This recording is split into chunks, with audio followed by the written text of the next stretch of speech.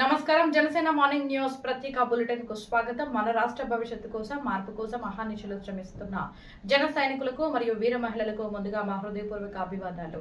గత 2 నెలలుగా రాష్ట్ర వ్యాప్తంగా సాగుతున్న జనసేన ఉద్యమి సభ్యత్వ నమోదు కార్యక్రమం ఒక ప్రపంచంలో సాగి అనూహ్య విజయాన్ని అందుకుంది. ఈ మహత్ కార్యం విజయవంతం కావడానికి అహర్నిశలు శ్రమించిన ప్రతి ఒక్క జనసేన సాధకు, క్షేత్రస్థాయి నాయకులకు మా మార్నింగ్ న్యూస్ తరపున ప్రత్యేక ధన్యవాదాలు తెలియజేస్తున్నాం.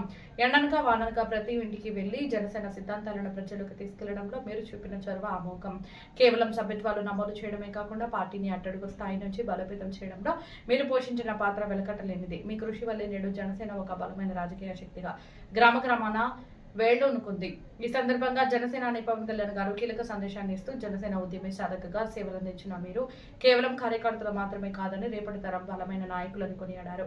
భవిష్యత్తులో మీరు ఒక గొప్ప నాయకురాలిగా ఎదిగి పార్టీ లక్ష్య సాధనలో మీ వంతు పాత్ర పోషిస్తూ సమాజంలో విప్లవాత్మకమైన మార్పు తీసుకురావాలని ఆకాంక్షిస్తున్నాం. మీ అంకిత భావమే జనసేన పార్టీకి అసలైన బలం. ఈ ప్రయాణం ఇక్కడితో ఆగదు. రాబోయే రోజుల్లో మరింత ఉత్సాహంతో ప్రజల పక్షాన నిలబడి ముందుకు సాగుదాం. సమాజం మార్పు కోసం, జనసేన గెలుపు కోసం నిరంతరం శ్రమిద్దాం. జై జనసేన, జై హింద్. గడిచిన 23 నెలల కాలంలో కూటమి ప్రభుత్వం బీసీ, ఎస్సీ, ఎస్టీ మరియు మైనారిటీ వర్గాల సంక్షేమం ధ్యేయంగా విప్లవాత్మక మార్పులకు శ్రీకారం చుట్టింది.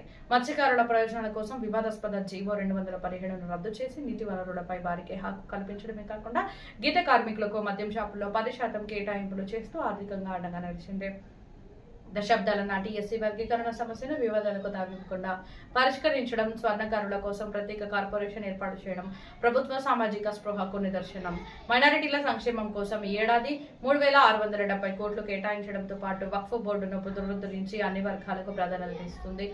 ఆధ్యాత్మిక సేవలను గౌరవిస్తూ 8427 మంది పాస్టర్లకు నెలకు 5000, ఇమాములకు 10,000, మౌజాన్లకు 5,000 చొప్పున వేతనాలు అందిస్తుంది.